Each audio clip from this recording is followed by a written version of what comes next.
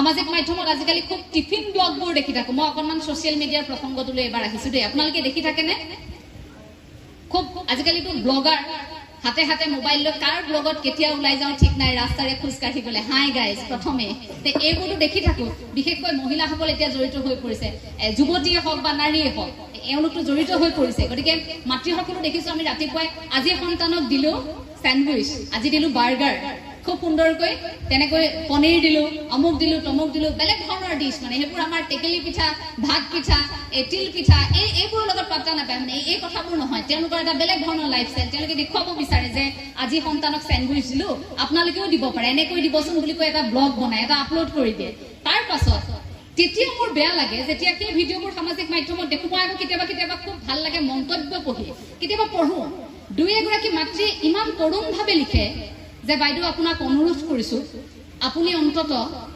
আমি এই কিনিব নোৱাৰা বস্তুবোৰ এনে ধৰণৰ বস্তুবোৰৰ ইমান বেছি ভিডিঅ' দেখুৱাই নাথাকিব আমাৰ সন্তানে ৰাতিপুৱা যেতিয়া ৰুটিৰ লগত চেনি যেতিয়া দি পঠিয়াও যেতিয়া এপেকেট মেগীকে দুয়োটা সন্তানক ভাগ কৰি টিফিনত দি পঠিয়াও যেতিয়া সান্দহগুৰিৰ লাডু এটাকে বনাই দি পঠিয়াও তেতিয়া আমাৰ সন্তানে আমনি কৰে যে মা স্যান্ডউইচ কিয় নিদিলা কাৰণ সন্তানে দেখি মোবাইলত এইকেইটা দিন দেখি আছিল যে টিফিন দেখোন এনেকেও দিব পাৰি এইবোৰ যে দেখি আছিল মাতৃগৰাকীৰ মনত বেয়া লাগে আপুনি যদি আপোনাৰ সন্তানক সেই মানুহগৰাকীৰ দৰে যদি সেই তেনেকুৱা ধৰণৰ কিবা এটা দি পঠিয়াব পৰা নাই আপোনাৰ মনটো বেয়া লাগিব যে মই দি পঠিয়াব নাই পৰা মোৰ সন্তানে বিচাৰিছিল পিছদিনা আপোনাৰ সন্তানে আহি আপোনাক সন্ধিয়া আমনি কৰিব সন্তানে পিজ্জা খাব বিচাৰিব আপুনি এতিয়া ডমিন'জলৈ লৈ যাব লাগিব আপুনি কেএফচিলৈ লৈ যাব লাগিব ঘৰত ৰন্ধা বস্তু সন্তানে খাব নিবিচাৰিব কাৰণ সেই যে পৰিৱেশ পৰিস্থিতি সেই যে দেখি আছে এই যে শ্ব' কৰি থকা এই যে আনক দেখুওৱা আমাৰ এটা প্ৰৱণতা আছে আমি কি পিন্ধিছো কি খাইছো হাতৰ আঙুঠিটো কিমান দামী পিন্ধিছো কাপোৰযোৰ কিমান দামী পিন্ধিছো এই যে কথাবোৰত আমি মূৰ ঘমাই এই বস্তুবিলাকত যে আমি বস্তুবাদী ধাৰণাটোত যে আমি গুচি গলো সন্তান লাহে লাহে আমাৰ পিছে পিছে সেই দিশত গুচি গল বেয়া লাগে সেই কথাবোৰত আপুনি মন কৰিব আজিৰ পৰা বহু বছৰৰ আগত অসমৰ প্ৰেক্ষাপট এনেকুৱা আছিল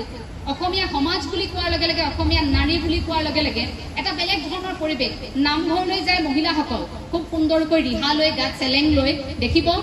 আগত বয়োজ্যেষ্ঠসকল বহি আছে তাৰ পাছত মহিলাসকল আছে নামতীসকল সকলো থাকে একেলগে নাম লয় সন্তানো যায় কিন্তু আজি সেই পৰিৱেশটো আপুনি নেদেখে আজি সেই পৰিৱেশটো লাহে লাহে কমি আহিছে তাৰ সলনি আপুনি বেলেগ এটা পৰিৱেশে দেখিব আপুনি হাতত মোবাইলটো লওক আপুনি ধাৰাবাহিকভাৱে 100ৰ পৰা 150টা ৰিলছ আপুনি একেলগে তুলি চাব পাৰিব দেহৰ এটা অংশ উলিয়াই সেইসকল মহিলাই তেনেকৈ কিছু ভিডিঅ' আপলোড কৰে সামাজিক মাধ্যমত আৰু সেই বস্তুবোৰ দেখাৰ পাছত আমাৰ ধাৰণাটো কেনেকুৱা হয় যে অসমীয়া নাৰী অসমীয়া সমাজখন এনেকুৱাই আছিল নে বাৰু আমিতো এই পৰিৱেশটো বিচৰা নাছিলো আমি যদি এতিয়া বেছি আধ্যাত্মিকতাৰ কথা কওঁ আমি যদি পিতৃ মাতৃৰ কৰণীয় এই ভাল লগা পৰিৱেশবোৰৰ কথা যদি কওঁ আমাক আকৌ সমালোচনা কৰিব যে আপুনি